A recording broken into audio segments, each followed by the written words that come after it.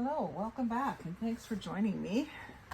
It's Judy from Thistledew Creations, and while it's still Christmas in July season, I thought I would do a little flip through of some of my more vintage Christmas cards that I have.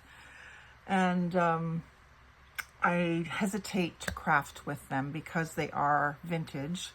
I got them in this neat vintage Christmas card box. I don't see a date or anything on it. Christmas greetings with envelopes S-18-40. There's no company name or anything. But it's a neat vintage box and it's in really good shape. So I keep them in it. And it was 59 cents for 25 Christmas cards. So that gives you an idea of how old it is. So I have a few in an envelope here that are Christmas no envelopes. I'll just do a quick flip through of those first. So this is one of those ones where it's painted by mouth painted. Deep winter. And just a bit of a greeting in the middle. And then I've got a few of these, 3 it looks like, of this season's greetings. Best wishes for a happy holiday season. And it's one of these old ones that is like a full page that's folded in quarters. And then another artwork one. This one is also painted by mouth by E. Bailey, Creek in Winter. And it's published in Toronto, lithographed.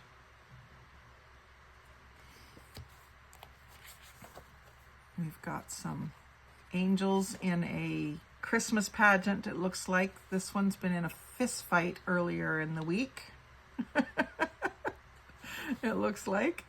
And he's got a bent halo. Have a wonderful Christmas and a bright new year. And that one is just a regular fold over. Thought that one was really cute. And then this one is, a trifold. You can really get some interesting ideas from old Christmas cards and old greeting cards in general for folding. And then again, that one's lithographed in Canada, and it was mouth painted, and it's just on normal paper. Usually those mouth painted ones are on a really textured paper, and I think this is the same sort of thing, the trifold. So that's a really interesting way to fold paper when you have the long skinny paper, probably 6 by 12. And then fold it in, leaving a smaller flap on the one and decorating that flap. That's kind of cool. A sleigh full of presents. A Merry Christmas and all the trimmings for a Happy New Year. This one I like. The doll has a muff to put her hands in. And it's that white fur with the little black spots in it. And that one's lithoed in Canada, B8556. So again, no date, no company name, so pretty old. Mary and Jesus and Joseph and a donkey with some sort of flowers. May the Christmas spirit remain within your hearts throughout the coming year. So this Christmas in July is kind of a reminder of that, isn't it? To not forget those good feelings that you have from Christmas. And these ones are adorable, all of these little ones. So they got cute little envelopes that are original and old. We got this guy with one of those paper ornaments on as a hat, paper bells. And again, made in Canada. A stocking full of greetings and candy, and it's one of those mesh stockings. There's a couple of these. And I try to keep these older vintage cards with their envelopes. I love this one. I should really save this one for my sister because she loves potbelly stoves like that. And there's a couple of it, so I certainly could spare one for her, couldn't I? I will do that this year. And then just a season's greetings. Lifted in Canada. And this one I think is a fold and fold.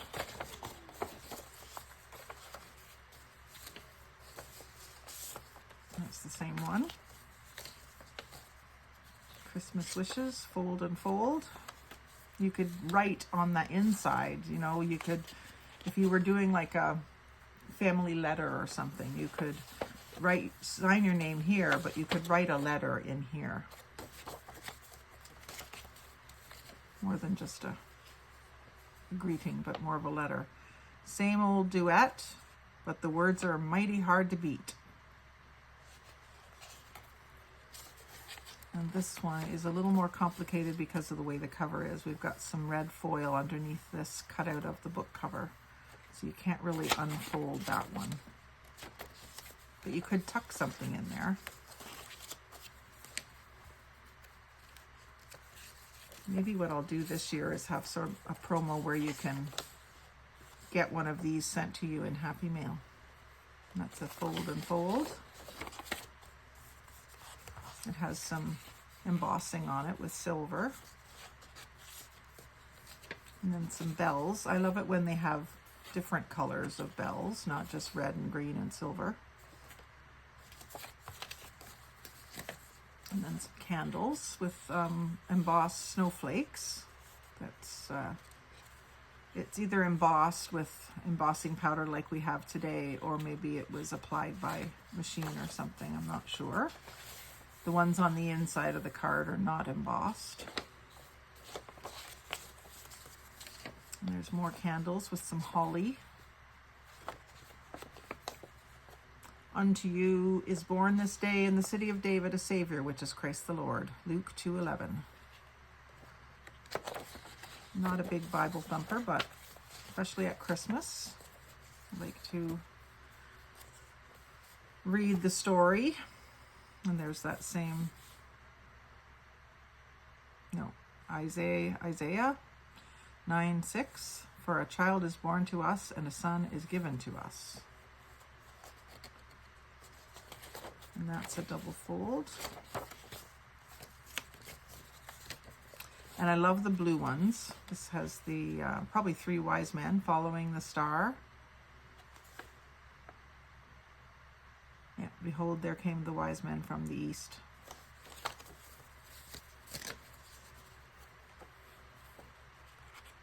It's just a really nice, colorful picture. And again, this one has pretty colors, the blues and the purples.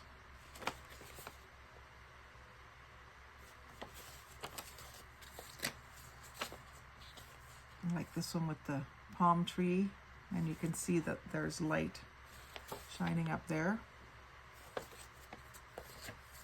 Some poinsettias, that's a fold and fold. This one's really pretty with some embossing on it.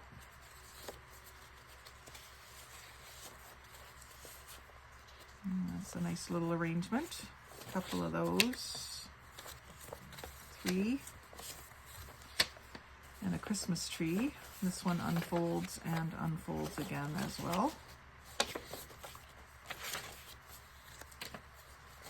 I like the mailbox with the presents spilling out. Again, no markings as to who made it, just that it's lithoed in Canada. This one is embossed, like textured, and has some, not gold leafing or anything, but just some glittery spots. And a bowl full of holly. And I like the way this has got the edges deckled, and it's not quite gold, it's beigey gold, champagne I guess you would say, but I love the way that the edge of the card is deckled. And same with this one. You can see that it's embossed on the front. And shepherds. That's a fold and fold. And again, this mailbox full of presents. And that folds and folds. And last but not least, a skier. And it looks like a watercolor. It feels like watercolor paper. And again, lithoed in Canada. So that's just one little box of my Christmas cards. I think it's the more vintage ones of the batch that I have. Probably the most vintage ones that I have. I've got lots of them, but most of them are newer. So I keep this box separate and kind of hoarding them a little bit. You just don't want to cut them up, but I would like to share some of them. So we'll do something like that this fall, winter. Anyway, I would like to wish you a happy Christmas in July, and like, comment, share, and subscribe. Thanks for watching, and have a great day.